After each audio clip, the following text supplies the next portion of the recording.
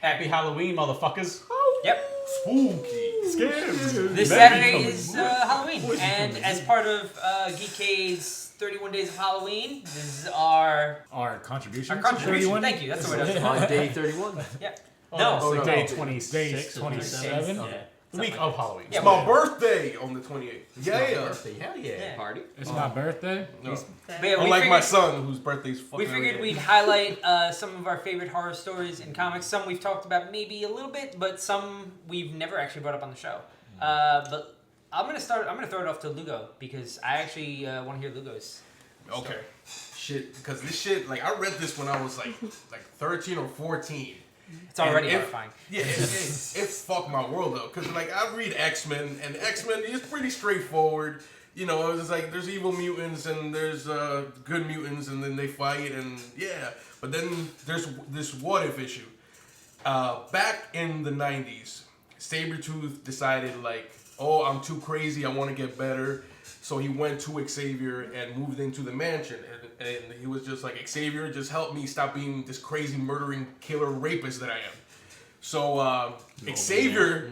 Being the good guy that he is. Yeah, being the good guy that he is, took in this fucking murderer. Back then he was great. And put him basically in his basement, And he let like Jean Grey and Psylocke and a whole bunch of sidekicks try to, fix him up and whatever. But one night, I think Emma Frost, who was unconscious in the mansion at the time, went into Bobby Drake's body, and this thing happened where there was a blackout in the mansion. Sabretooth escaped. He was hunting down Jubilee, and right when he was about to kill Jubilee, Bishop stopped him, and that was it. But then there was a what-if story. In the what-if story, Bishop gets murked. Bishop gets killed brutally, and I'm gonna try to find the art for that. Oh, seriously. man. You sent me the cover, but I'm gonna try to find the No, art. I have some. You know what? Just look through them. I have some pictures here. They'll see better pictures than yeah. from.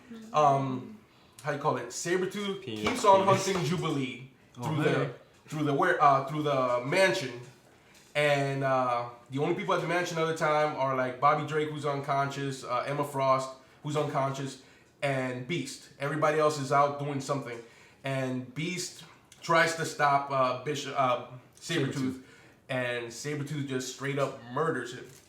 And the art is pretty like creepy. This is scary. It's like Sabretooth, they make him look like a monster. He's a fucking and at the end it was just Jubilee and him. And Jubilee is like gets this plan, like I'm gonna run into the danger room and activate the danger room and try to like kill him in there, and it's like it's just like so much like gore and like lasers and stuff hitting Sabretooth, and Sabretooth's like skin is burned off and he's just like trying airplane mode. Yeah, he's trying to kill like Jubilee, and then Jubilee finally just burns him alive, and shit is fucking. Again, I'm reading X-Men normally, and then suddenly I see this gore-filled story with Sabretooth just being who he actually supposed to be, and it's just like stuck with me. That was the best stuff about the what if stories. The what if, yeah. From the 90s, where it was just like, all right, just go off the chain. Yeah, it was darkness. Yes. It was just straight up darkness. Legit. There was another what if where it was like, what if Cable killed Xavier? Yeah. That shit was straight up darkness. Yeah. All the villains teamed up and killed all like most of the X-Men. There's one I got this. What if Hulk went berserk, and by the end of it, I think Thor snapped his neck. It was crazy. No, those what if stories, man. They mostly end that way. Yeah, pretty much. One character. Ike, what's your horror Someone book? dies. I mean, the scariest book I probably read recently is probably Witches by Scott Snyder and Jock. I think we've talked about it before, but it's like what were you guys talking about, Sam? It's really scary. Share a moment. Just share the moment. They're brothers. The art by Jock, first of all, is so like just moody and like creepy because the witches aren't just witches. They like appear out of the trees. They appear in the trees. They pull kids in and everything. And it's just I think it's the scariest. Is there anything you'd like to say about witches, Sam? I mean, you guys can share witches. I don't want to share with you. You share a last name. Keep motherfucking going. All right, I'm going to stop talking about witches now so Sam can have something to talk about. I'm going to talk about something else I've talked about before. Oh, he's gonna take two. Oh, I took two. What's it, Tony's? Midnight Nation by JMS and Gary Frank. It's not strictly a horror book, but there's some really scary stuff in there. there's this one thing. There are these like humans that have been their souls taken from them. So there are these creepy like green and black creatures. And there's one where they kidnap the cop's character's wife, and they just use like a little doll's face, and they're talking through the doll. And it is one of the most scary things I've seen in a comic book. And it's just a really, really good series with this guy, this detective who's lost his soul and has to cross the country with this angel to regain his soul or not. And it's just a really good story and great art by Gary Frank. And some really creepy stuff happened in it. Scary Frank. Yeah. Scary Frank. Scary Frank. Derek? I mean, when it comes to horror, I don't read too much, but one that has always been consistent, and for the people who haven't read it, and definitely the people who like the show and haven't read it, Walking Dead.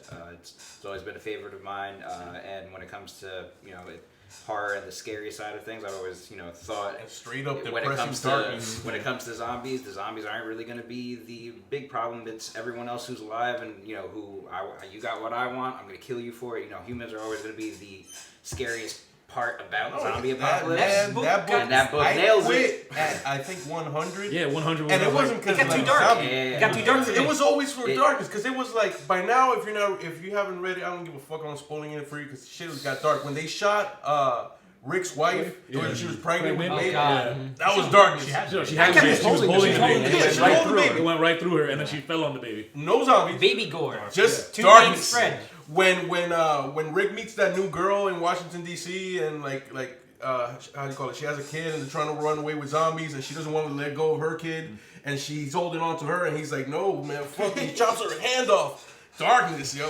Is it? You're still reading it right now? No, I read around a little bit. Yeah, after Sometimes you got to. Dale. You're gonna kill yourself. Dale, Glenn. There are these people now in the book. I just read the last trade. They take the zombie skins and they live like that. There you go. And they just whisper, and that's how they live. And they don't mind. They don't That's not scary mind. at all. They're fine with rape. They find it acceptable. They think Rick's group is like naive and everything, and they're just a pack of like crazy Bunch of people. prudes. B2B after the apocalypse. Yeah. I'm gonna take B2B right now. a break from all the darkness with my pick. I've always been a fan of shows like growing up. I loved Are You Afraid of the Dark and Tales from the Crypt, and I really loved like Twilight Zone. So when I read, Spectrum.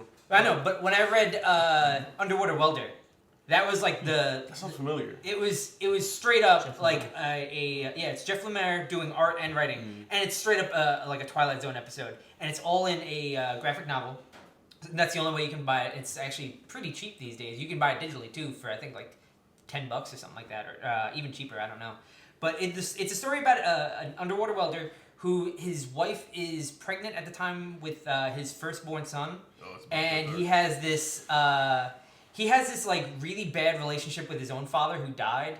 So when he goes down for a dive one day for a job, he comes back up and everybody's gone. Everybody in his town is gone, and I don't want to give away too much, but it has interactions with his dead father, and it's like there's like closure there, but it's really Lemire's art style that sells all of it and sells all the emotion, and you just really want this guy to go home. You just really want him to at least finally see his son. And I'm not going to tell you if he actually ever does. But it was a book that like just hit me like emotionally to the point where I was just like, I need to find my dad and give him a hug. Spooky. I also going to say Witches. I think it's a really good book. Jock and Snyder are great. My favorite part of that book is the backup material because Snyder talks about part of his inspirations, not just the witches, but it's his like fears of being a parent and how his like the scariest thing for him right now is if he fucks up, if they get hurt, and like it just makes it very real. And I just love reading the backup thing. I'm gonna say a second one because you stole mine. Batman Endgame was like a horror. Yes. Yeah, definitely. That was like everything with Joker in that, from him appearing in like the past stuff. The scariest he's ever to been. him not being able to Easily. be, you couldn't Easily. stop him. Nope. It was a horror movie. The Pale Man. Fucking Well, they started referring to him as the Pale Man. Like it was actually like scary. That's scary to me. Yeah. Like, I don't want that. Yeah. Like he's not like a human being. He's like the fucking He's a Slender boogeyman. He's Yeah. just everywhere. You can't stop him. Yeah.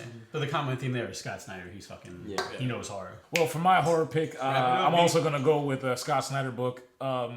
Not necessarily a horror book, but it definitely had creepy elements. More of like Backup especially. of like serial killers and like the inside of like a psychotic mind. Flashbacks to that book. That book was just beautiful. It's Scott Snyder's Black Mirror, Batman Black Mirror. Actually, it's Detective Comics. It is a Detective Comics book. You're right. Yeah. Detective Comics Black Mirror, and it is Dick Grayson's tenure as Batman, and His best as Batman.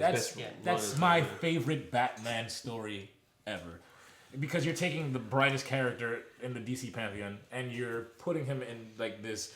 Like embedding him in Gotham and showing him just how bad Gotham is, and like putting him like in the fucking pit, the of deepest darkness. underbelly. Yeah, Like, not to steal No, too no, much please, from talk Steal about Thunder, it. but what I loved about that era was that yes, he was Batman, but he was still Still Dick Dick Grayson. Grayson, you So know? his cape was shorter, so that way he could still be more acrobatic. Exactly. And people were noticing that it's like, why is Batman smiling? Yeah, exactly. No, yeah. Jim The Joker. Gordon. Jim Gordon says it. He goes, he goes, I can tell that it's not him, because in all the years that I've seen the guy, I've never seen him smile. What does Joker say? Not my Batman. You're not my bad. He's like, yeah. and he think he says like, "Fly away, little bird" or some shit. Yeah. Yeah. Like, he Joker's knows. a fucking dude, man. Yeah. But what made the book so terrifying were the backups with James Gordon Jr. Yep. And like when you start to see just how of a sadistic son of a bitch that guy is, and the way that Snyder builds a slow burn, it's like you're watching a horror movie, and you're like waiting for the axe to come down with And this guy. Francisco Francavilla on that. Oh man, that's made him one of my favorites. Made me fall in love with the color orange. Yeah. Yeah, exactly. The way that he uses colors to evoke like the fear of the book. Like whenever he was around, like he just looked creepy. Like his face was always half silhouetted, and all you could see was like his eye with like that bright orange in the background. And then his eyes were like just like fucking.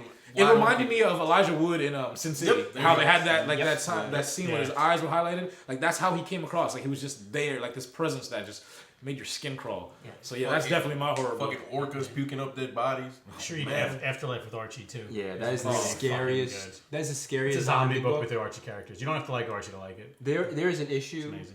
that is so dark. It's the darkest Archie book you will ever read. It's about And this dude is This dark. is darker than the one with Predator where he like just Yeah, that was- rips Yeah, his no, heads off. that's like a little kid's book Cartoon. compared to what they did in Archie characters. Isaac laughs in Hellraiser. So I'm telling you. But this will make you feel things. It deals with Archie and his dog Oh, and his God. father and mother, and it is It's dark. deeper and darker than any Archie comic ever. And then- darker than most comics. Yeah. Darker. And that's also Like Franco sharks, and Franco Belli on art.